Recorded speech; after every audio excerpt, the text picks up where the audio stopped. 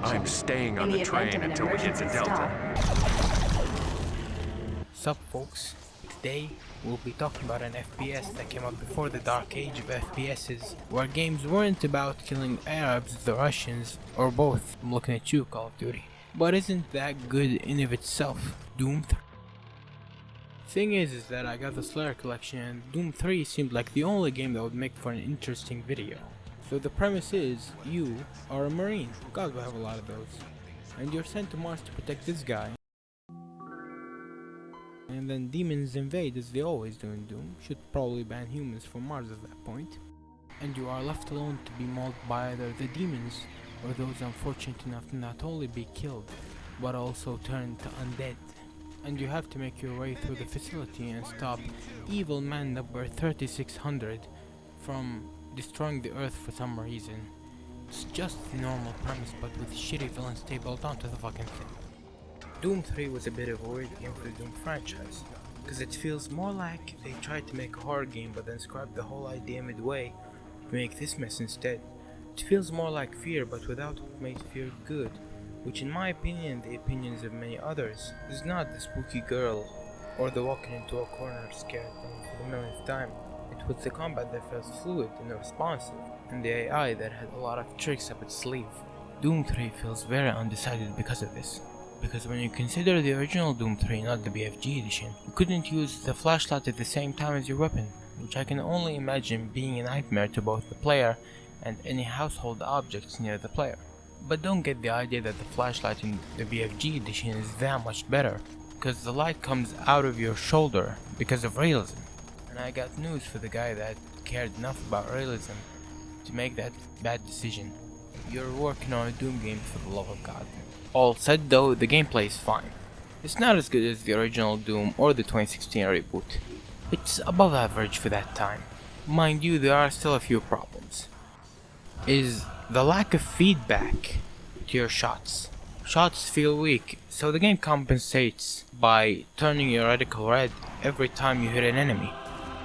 Call me stupid, but I thought that the reticle turning red meant that you're on an enemy, you're aiming at it. Until one very shit enemy got introduced. And the second thing is a great transition to the next paragraph.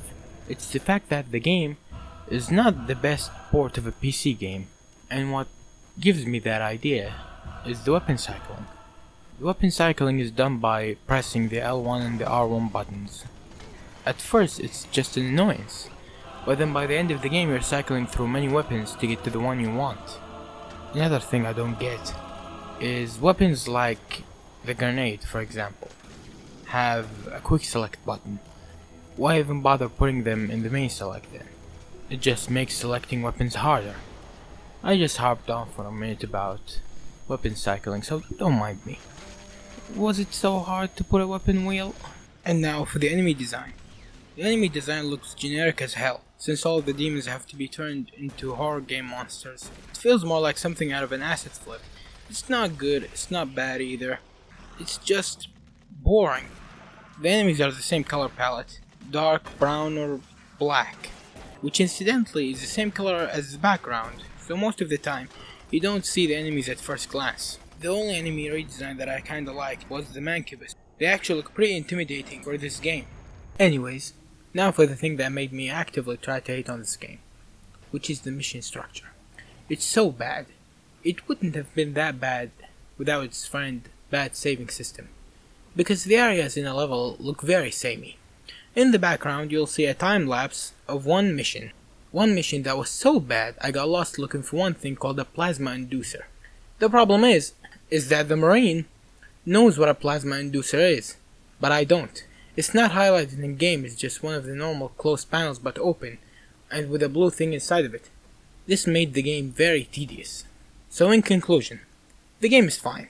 I don't recommend it to anyone but Doom fans. The good things here, which are, in fact, in small quantities, are buried in some awkward controls and weird mission structure, where it becomes follow the enemy rather than traversing a normal location. If they had gone with either a horror game or an action game, it would have been a good game, maybe even a great one. At least, it was an experiment that can't be done today, because of development costs. So, I'd like to thank all of my subs Oh shit, I have none.